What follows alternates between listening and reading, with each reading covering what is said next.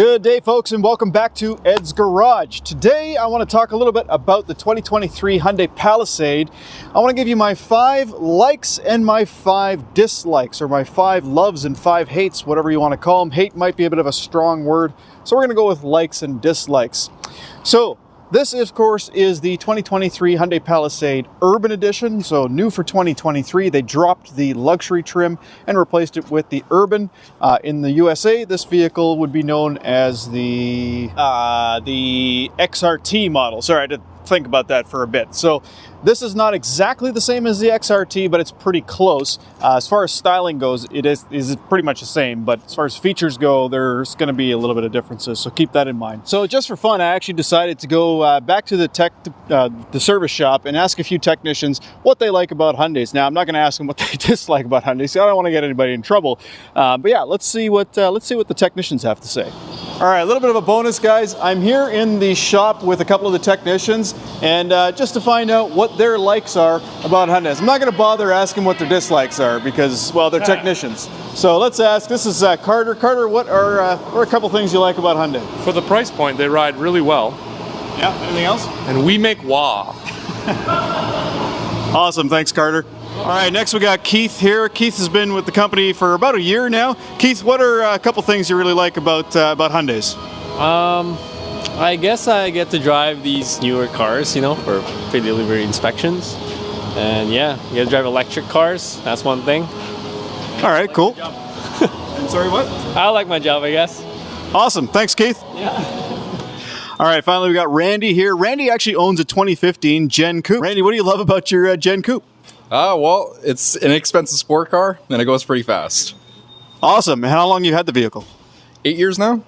8 years, right on. And you've been working here as a tech for how long? About a year and a half.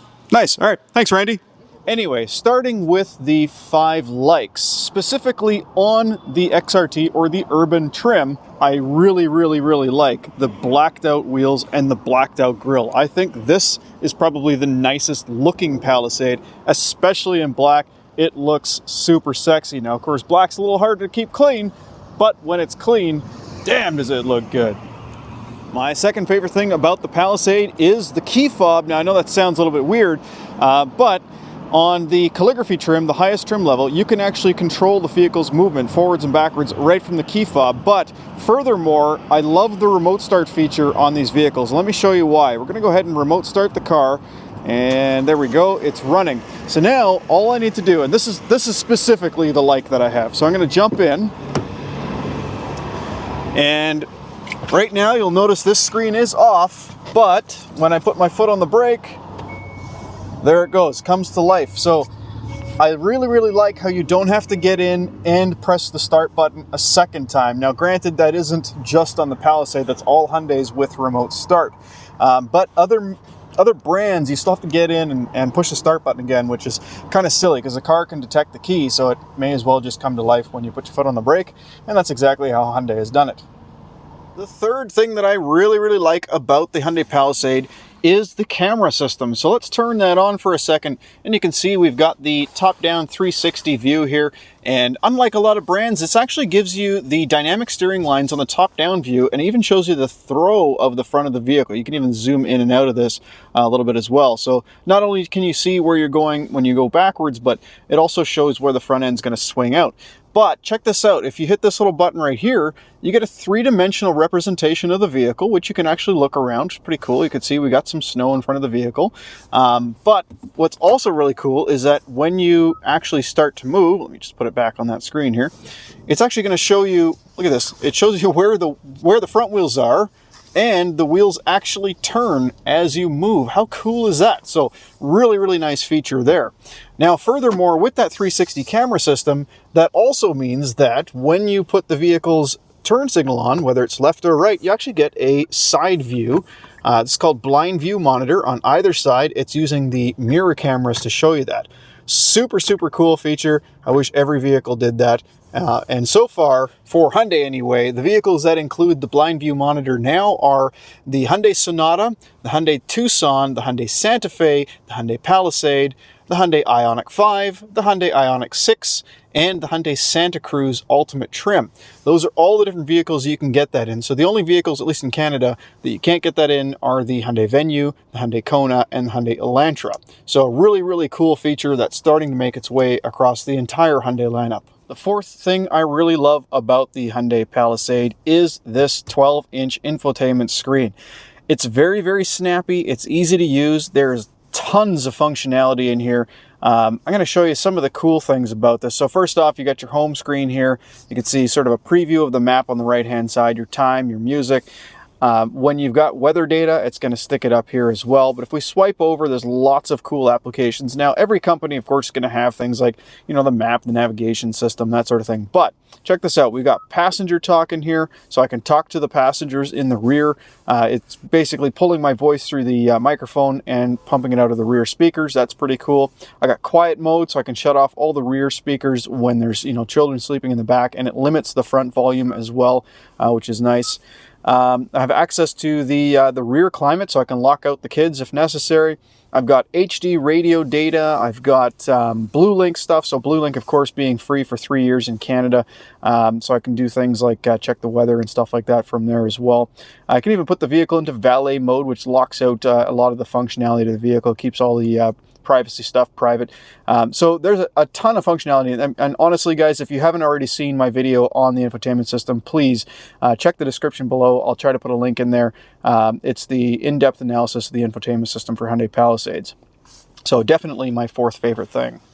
So these 5 things aren't necessarily in any particular order, but the last thing I want to talk about for number 5 of my likes is the ultrasonic system for detecting the presence of animals or children. So this is something that Hyundai came out with several years ago now, and I'm sure it's helped to protect pets and children from being left in hot cars. And basically what it is you'll notice up on the ceiling here, there are little sensors. These are ultrasonic sensors. There's 3 of them. And they pick up the presence of living things in the vehicle. And the nice thing about this technology is what it does is it actually will set off the car alarm when it detects something in the vehicle and the car is off. But it'll also send a reminder to your cell phone to via Blue Link to let you know that you've left your kid or your pet in the car. So a really, really cool safety feature that started out in Hyundai's, I think it was back in 2018 in the Santa Fe, possibly 2019, one of those. But yeah, a great safety feature, and every vehicle should have it. So newer vehicles now are coming up with backseat reminders. So if the rear doors are opened when you get into the front, if the rear doors are open at any time before the vehicle is shut off, it does give you a reminder. Like pretty much all Hyundais now give you a reminder to check the rear seats, but not all of them will have the actual sensors on the ceiling to take it that step further. So those are my 5 biggest likes. Obviously, there's a lot of other stuff I like about this vehicle, but I don't want to make this video too long. I want to keep it a little bit short and tidy. So now, this is going to be really hard for me because, quite honestly, there's not a lot that I dislike about this vehicle, but I'm going to find 5 things that I dislike about it. So let's get started with those. And the first thing is the sunroof. I find that with such a large vehicle, the sunroof is a bit on the small side. Now, in the calligraphy trim, you do get a second panel up here, which is pretty large, but it's not a panoramic roof. They are separated. Now, when we open this one up, you'll see just the width that we get here. So that is open all the way there. Now, it's not too bad for a conventional sunroof. It's not super small or anything. You can't make it any wider. That's as big as it'll go. But unfortunately, it's not a panoramic roof. All right, my second minor dislike actually concerns this specific trim level, the urban trim. Now, what they've done with the urban trim is they've kind of given it a bit more of a rugged appearance. You can see we've got, some different bumper fascia going on there, and we got along the rocker here sort of these cutouts in the plastic. And if we go around to the back, same sort of thing. They kind of made it look a bit more rugged, but it really isn't any more rugged. What I would have liked to see maybe is a front skid plate or some beefier tires or something like that to actually make it a little bit more rugged. Now, ultimately the buyers of this vehicle aren't necessarily getting it for that sort of thing anyway, so it doesn't really matter. But I don't know. I'm an off-roader, so that'd have been cool. So like I said, it's going to be hard for me to find things that I don't like about the vehicle, but let's call that one of them. I think that the styling, it looks cool, but it doesn't really serve much of a purpose other than aesthetic, even though it's meant to look like it serves a purpose. All right, my third gripe, and this is a true gripe, quite frankly, they really need to add power folding mirrors. This has been something that has been a bone of contention with many buyers. The Kia Telluride has the power folding mirrors. Basically, there's an agreement between Hyundai and Kia that the Kia gets the power folding mirrors and the Hyundai Palisade does not. And that needs to change, because honestly, in a vehicle that's costing, you know, upwards of $55,000 or more, it's kind of expected. So hopefully we'll see that next year or soon. But come on, Hyundai, get your act together, figure something out with Kia, and get those power folding mirrors. That would be great. All right, my fourth minor concern or complaint is on the interior. Now, don't get me wrong, I find that the interior of the Palisade is beautiful, especially in the calligraphy trim. In the lower trims, on the other hand, you get this this plastic kind of thing down here, and this just feels a little bit cheap. It looks a little bit cheap. I kind of wish that they would replace that with something a little bit more upscale. Even just some faux wood might look a little bit nicer. But that's a pretty minor gripe, because, I mean, the rest of it is quite nice. You got the soft touch material on the door here, here. All of the places that you kind of put your arms, your elbows, your hands, they're all nice soft touch materials. It's really just this sort of silvery plastic, and, you know, like this edge right here is quite sharp. It's a minor gripe. And quite frankly, other vehicles in this price range are no better, no worse, but yeah, I don't know. I'm trying to find things, guys. And on the subject of interior materials, this piano black, you know, nobody's really a fan of piano black anymore. It does look good, and it doesn't really pick up fingerprints too much, but yeah, get rid of the piano black, get rid of the weird silvery plasticky stuff. You know, what's funny is that this stuff down here, this feels more like metal than this, well, quite a bit more, even though it is plastic. I have no problem with this. It's just something about this just doesn't feel $55,000 value. And keep in mind, guys, that is the Canadian pricing. It's cheaper down in the States, as is everything. But yeah. All right, for my fifth and final dislike, this is something that's actually bothered me since I bought my 2017 Hyundai Ioniq, and that is the adaptive cruise control. Don't get me wrong, adaptive cruise control is fantastic on one-lane roads. If you're on a two-lane road and you're passing some people on that are on the traveling side, you're in the passing lane, and you've got somebody ahead of you, and they're also passing the people that are on the traveling lane, the distance, because it's so great, even at the shortest distance, chances are somebody behind you is going to pass you on the right. And that kind of bugs me. The other thing that bugs me about it is if there's somebody in the right lane and you're in the left lane and you're kind of going around a bit of a bend, it'll pick up the person in the right lane and suddenly slow down quite a bit. Now, none of this is a problem if you drive exactly the speed limit, unless, you know, there's a person going below the speed limit. I, like many other people, go more than the speed limit. I won't say exactly how much, but it's enough that it's bothersome.